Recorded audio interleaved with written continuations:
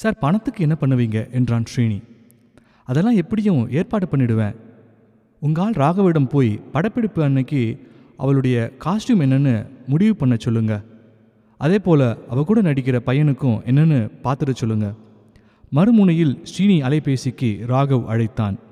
என்ன என்று கேட்டபோது பத்மா சென்னை வந்திருப்பதாகவும் அவளுடைய ஆடைக்கான அளவெடுப்பதற்கு காஸ்டியூமர் ஒருவரை ஏற்பாடு செய்ய சொன்னான்.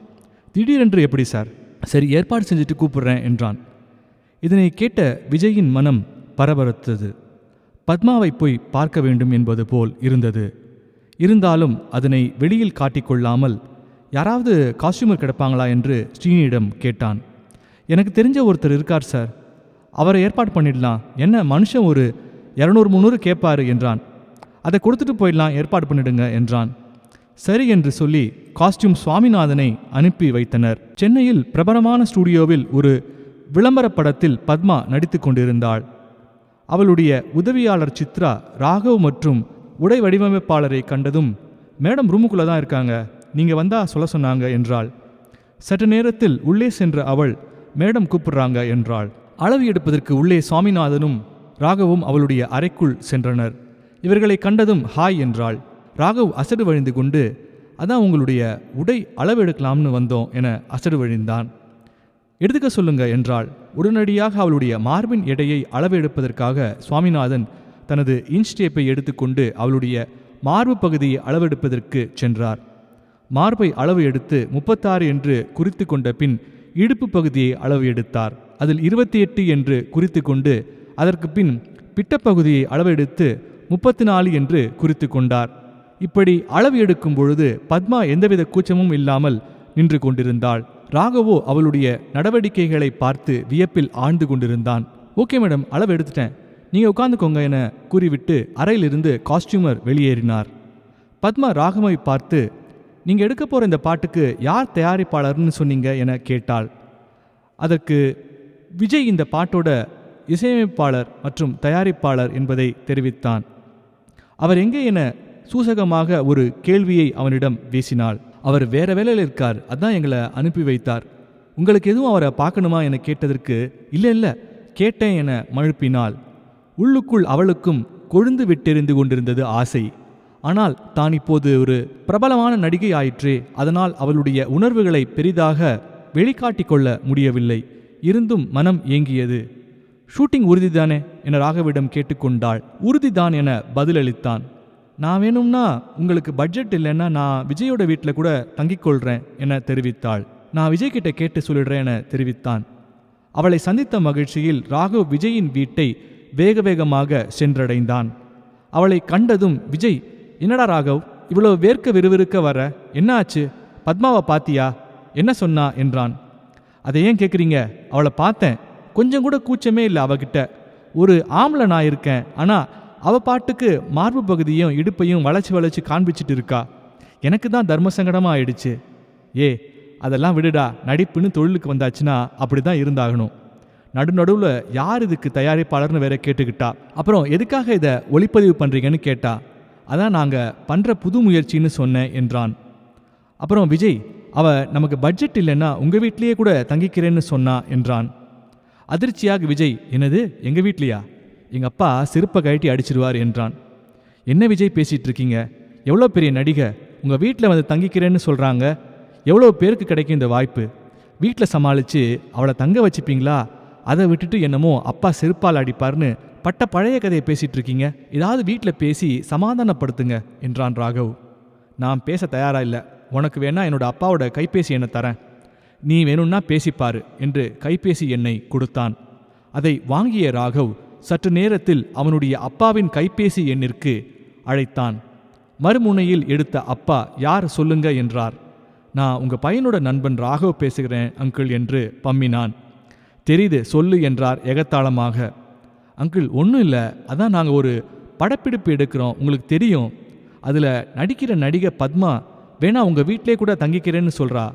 அதுதான் உங்ககிட்ட கேட்க சொல்லி விஜய் சொன்னார் என்று இழுத்த போதே, இதை பாருப்பா, கண்ட நாயெல்லாம் வந்து தங்குறதுக்கு நான் என் வீட்டை கட்டி வைக்கல. வேணா அவளை என் நண்பனோட ஹோட்டல் ராஜ் பேலஸில் தங்கிக்க சொல்லு, அதுக்கு என்ன செலவு ஆகுதோ அதை நானே கொடுத்துடுறேன் என்றார் காட்டமாக. வீட்டில் நடிகையை தங்க வைக்கிற வேலையெல்லாம் வச்சுக்காத, என்ன புரிஞ்சுதா என்றார். அவருடைய அப்பா சொன்னபடியே ராஜ் பேலஸில் ரூம் போடப்பட்டது. படப்பிடிப்பு தேதிக்கு முந்தின தினம் அவளை அழைப்பதற்காக விஜயிடம் கார் கேட்டான். டே, அங்கே நிற்குது பாரு ஆம்னி, அதை வேணா எடுத்துட்டு போறியா என கிண்டலாக ராகவை பார்த்து கேட்டான். அதற்கு ராகவ், என்ன காமெடி பண்ணுறீங்களா, அவளுக்கு ஏசி கார் அனுப்பினாதான் மரியாதை என்றதற்கு, ஏண்டா டென்ஷன் ஆற, சும்மா கிண்டல் அடித்தேன் என்றான். அதானே பார்த்தேன், அவன் நடிக்கிறதே பெரிய விஷயம். அப்போது மறுமுனையில் நவாஸின் அழைப்பு விஜயின் கைபேசியில் ஒலித்தது. விஜய், பத்மா இன்னைக்கு வரா தெரியும்ல, அவளை அனுப்ப கார் ஏற்பாடு பண்ணிட்டீங்களா என்றார். ஏற்பாடு பண்ணிட்டேன் சார், கூடவே ராகவும் தான் போறான் என்றான். ராகவ் எதற்கு போறார்? டிரைவரை அனுப்புனா வந்துட போறா. இவ என்ன பெரிய உலக அழகி ஐஸ்வர்யா ராயா, இவளை பட்டாளம் வச்சு அழைச்சிட்டு வர? சரி விடுங்க, அவன் ஒரு ஆர்வ கோளாறு. விஜய், நான் உங்ககிட்ட ஒரு விஷயம் சொல்லியே ஆகணும். ஒரு சிறிய விஷயங்களில் காசு முன்ன பின்ன ஆகும், அதெல்லாம் கண்டுக்காதீங்க, ஏன்னா நீங்கள் சினிமாவுக்கு புதுசு என்றார். அது பார்த்துக்கலாம் சார், அது ஒன்றும் பிரச்சனை இல்லை என்றான். பத்மாவின் அலைபேசி அழைப்பு இப்போது விஜயின் அலைபேசியில் ஒலித்தது. அதை கண்டதும் பரபரப்பான விஜய் இதை எடுக்கலாமா வேண்டாமா என்று நினைத்தபோது அது முழுவீச்சாக ஒலித்து அணைந்தது. சில வினாடிகளில் மறுபடியும் அவளிடமிருந்து அழைப்பு ஒலித்தது. இப்போது அதனை எடுத்த அவன் ஒரு சில வருடங்களுக்கு முன்னர் கேட்ட பத்மாவின் குரல் மிகுந்த திமிருடையதாக, hello, I am Padma, where is Raghav என்று திமிரியது. அதற்கு விஜய், ராகவ் அங்கதான் வந்துட்டு இருக்கான் என்றான். பதில் முனையில் பதில் ஏதும் இல்லாமல் அவளுடைய அணைப்பு துண்டிக்கப்பட்டது. இதனை பார்த்தபோது விஜய்க்கு சற்று அதிர்ச்சியாகவே தென்பட்டது. என்னடா, நம்மளோட ஒழுங்கா முன்பு போல பேசுவாளா, இப்போது வேறு அவள் பெரிய நடிகை ஆயிற்று என்று அவன் மனம் பரபரத்தது. உடனடியாக ராகவின் அலைபேசிக்கு அழைத்தான். மறுமுனையில் அலைபேசியை எடுத்த உடனேயே பத்மா வந்தாச்சு என்றான். இப்போ அவங்களுக்கு ஏதோ ஃபோட்டோ ஷூட் இருக்கான், அதான் அந்த ஸ்டுடியோவில் இறக்கி விட்டுட சொன்னாங்க. மறுபடி ராத்திரி அழைக்கிறாங்களாம், அப்போது கார் அனுப்புனா ஹோட்டலுக்கு போயிடுவாங்க என்றான். சரி, பத்மாவை இறக்கிட்டு நீ வந்துடு, நவாஸ் சார் கோவூருக்கு லொக்கேஷனுக்கு போகணும்னு சொன்னார் என்றான். மறுமுனையில் நவாஸ் விஜயின் அலைபேசியை அழைத்து, பத்மா வந்தாச்சா என்றார். பின்பு, சீக்கிரமா அவளை இறக்கி விட்டுட்டு வர சொல்லுங்க, நாம லொக்கேஷன் போகணும். ராகவ் கிட்ட சொல்லிட்டேன் சார், அவனும் வந்துடுறேன்னு சொல்லிட்டான். இன்னும் ஒரு மணி நேரத்துக்குள்ள உங்க வீட்டுக்கு வந்துடுறேன் என்றான். சொன்னபடியே நவாஸின் வீட்டை சென்றடைந்ததும் மூவரும் கோவூர் சென்றனர். இவர்கள் மூவரும் காரில் சென்று கொண்டிருந்த போது நவாஸின் அலைபேசியில் ஒரு பெண் கவிஞர் ஒருவரின் பெயரோடு அழைப்பு வந்ததை விஜய் அவருடைய அலைபேசியில் கவனித்தான். சற்று நேரம் யோசித்த பின் அவளுடைய அலைபேசியை எடுத்த நவாஸ், தேன்மொழி தேன்மொழி என பாட்டு பாட தொடங்கினார். பின்பு கொஞ்சிக்கொண்டே சொல்லுச்செல்லாம் என்றார். ஒரு இயக்குனரின் பெயரை குறிப்பிட்டு, நான் உன்னை பற்றி சொல்லியிருக்கேன் செல்லம், எப்படியும் அடுத்த படத்தில் உனக்கு வாய்ப்பு தருவார் என்றார். பின்பு, நான் இப்போ ஒரு ஷூட்டிங் வேலையாக கோவர் போயிட்டு கொஞ்ச நேரத்தில் உனக்கு ஃபோன் பண்ணுறேன் செல்லம் என்றார்.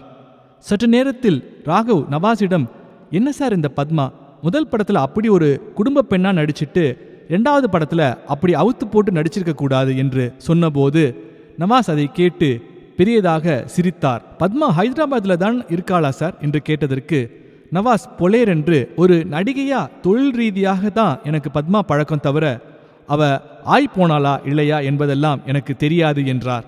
இந்த பதிலை எதிர்பார்க்காத ராகவ் கப் சிப் என்று கோவூர் செல்லும் வரை வாயை மூடிக்கொண்டான். கோவூர் சென்றதும் நவாஸ் விஜயிடம், நாளைக்கு எல்லாருக்கும் சாப்பாடு ப்ரொடக்ஷனில் சொல்லிட்டீங்களா என்றார். இல்லை சார், ராகவோட உதவியாளர் ஸ்ரீனி அவருக்கு தெரிஞ்ச இடத்துல சாப்பாடு சொல்லிட்டார், அங்கே இருந்து நமக்கு சாப்பாடு வந்துடும். அதை கேட்டு கோபமடைந்த நவாஸ், என்ன நீங்க, உங்களுக்கு சினிமா பாணி தெரியாதா, ப்ரொடக்ஷனில் சாப்பாடு சொல்கிறது தான் சினிமாக்காரங்க வழக்கம், எது எப்படியோ சாப்பாடு சொதப்பாமல் இருந்தா சரி என்றார் எரிச்சலுடன். என்னதான் விஜய் இந்த படப்பிடிப்பை முடித்துவிடலாம் என்று வெளியில் தைரியமாக காட்டிக்கொண்டாலும் உள்ளுக்குள் பீதியோடு பணம் எவ்வளவு வரப்போகுதோ, யாரிடம் பணம் கேட்கலாம் என சிந்தித்து கொண்டே இருந்தான். அப்போது அவனுடைய எண்ணத்தில் இருவர் உதயமாகினர். ஒன்று அவனுடைய அத்தை, மற்றொருவர் அவனுடைய நண்பன் குமார். இவர்கள் இருவரிடமும் கேட்டால் எப்படியும் பணம் கிடைத்துவிடும் என தீர்மானித்தான். அங்கிருந்தபடியே அத்தையை அழைத்து நிலைமையை விளக்கினான். அதற்கு அவள் 25,000 ரூபாய் தருவதாக கூறினாள். இதை கேட்டதும் மிகுந்த மகிழ்ச்சியடைந்த அவன் அடுத்ததாக நண்பன் குமாரை அழைத்தான். மச்சி, எவ்வளோ பணம் கையிருப்பு வச்சிருக்க, என்னோட பாட்டில் நடிகை பத்மா நடிக்கிறாடா என்றதும் வாயை பிளந்த அவன், ஒரு 30,000 கையிருப்பு இருக்கு என்றான். ஹப்பா என நிம்மதி பெருமூச்சு விட்டான். உடனே மறுமுனையில் இருந்து அத்தையின் அழைப்பு ஒலித்தது. அத்தை அவன் அப்பாவிடம் தெரிவித்ததாகவும் அதற்கு அவர், நீ எதுக்கு பணம் தர, அந்த பணத்தை நானே கொடுத்துடுறேன் என சொன்னதாக தெரிவித்தாள். அப்பா தரபடி தரட்டும், என் பணத்தையும் உனக்கு நாளைக்கு தரேன், ஒன்றும் கவலைப்படாம படப்பிடிப்பை நடத்தி முடி, பார்க்கலாம் என தெரிவித்தாள். இப்போது கிட்டத்தட்ட 80,000 ரூபாய் பணம் ஏற்பாடாகிவிட்டது. விஜய் உள்ளுக்குள் ஏக சந்தோஷம் அடைந்து கொண்டிருந்தான். இதனை போய் ராகவிடம் தெரிவித்தால் மொத்த பணத்தையும் தீர்க்க வழிவகுத்து விடுவான் என தெரிந்து கொண்டு அமைதியாக இருந்தான். ஏற்கனவே இந்த கிறுக்கன் 40,000 படப்பிடிப்பை முடிச்சிடலாம்னு பேத்தினவன் தானே என உள்ளூர சிரித்து கொண்டிருந்தான். நவாஸ் இவனிடம், கிளம்பலாமா விஜய், சீக்கிரம் போனாதான் நாளைக்கு வர முடியும், ஏறுங்க என்றார்.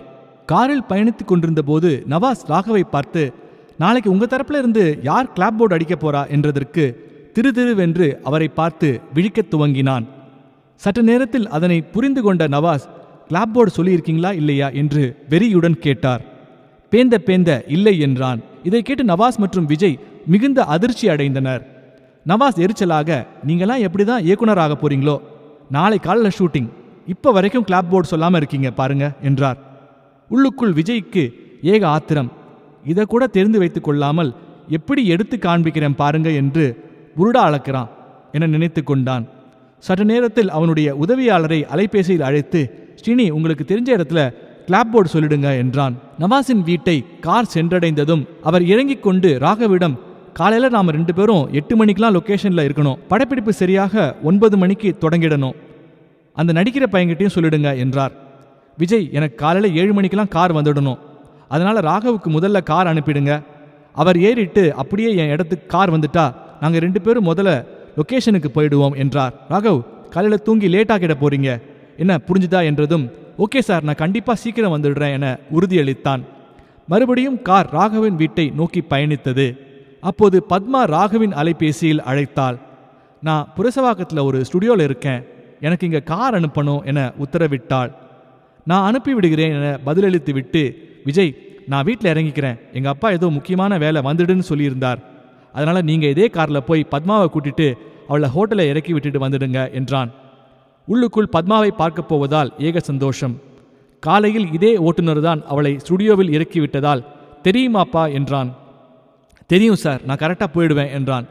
சற்று நேரத்தில் கார் அவளுடைய ஸ்டுடியோவை சென்றடைந்தது. ஓட்டுநர் சென்றதும் பின்பக்க சீட்டில் இருந்து ஓட்டுநரின் இருக்கைக்கு பக்கத்தில் முன்னே சென்று அமர்ந்து கொண்டான். பத்மா வேர்த்து விறுவிறுத்து களைப்பாக வருவதை கவனித்தான். பெரிய பெட்டியை ஓட்டுநர் தூக்கி கொண்டு வந்து பின்னால் டிக்கியில் வைத்தான். பின்பக்க சீட்டில் ஏறிய அவள் இவனை கவனிக்காதது போல திமிராக உள்ளே ஏறினாள்.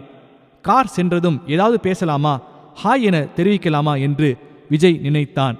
பின்பு காலையில் அலைபேசியை துண்டித்ததைப் போல நடந்துவிட்டால் அசிங்கமாகிவிடும், ஓட்டுநர் வேறு இருப்பதால் பின்பு அறிமுகப்படுத்திக் கொள்ளலாம் என முடிவு செய்தான். கார் ஹோட்டலை சென்றடையும் வரை யாருமே பேசாமல் அமைதியாக வந்தனர். காரில் பாட்டும் அணைக்கப்பட்டிருந்ததால் அனைவரும் அமைதியான தியானத்தில் இருப்பதைப் போல உணர்ந்தான். இதன் தொடர்ச்சி அடுத்த பதிவில். இந்த பதிவை கேட்கும் வாசகர்கள் நீங்கள் கேட்பதோடு மட்டும் அல்லாமல் இதனை உங்கள் நண்பர்களுக்கும் அறிந்தவர்கள் வட்டத்திற்கும் பகிருமாறு தாழ்மையுடன் கேட்டுக்கொள்கிறேன். இந்த வீடியோ பிடிச்சிருந்தா லைக் பண்ணுங்க, ஷேர் பண்ணுங்க, கமெண்ட் பண்ணுங்க. அதே போல சப்ஸ்கிரைப் பண்ணாதவங்க சப்ஸ்கிரைப் பண்ணிக்கோங்க. அப்பதான் தொடர்ச்சியா நம்ம போடக்கூடிய எல்லா வீடியோஸும் வரும். அடுத்த பதிவில் சந்திப்போம். நன்றி, வணக்கம்.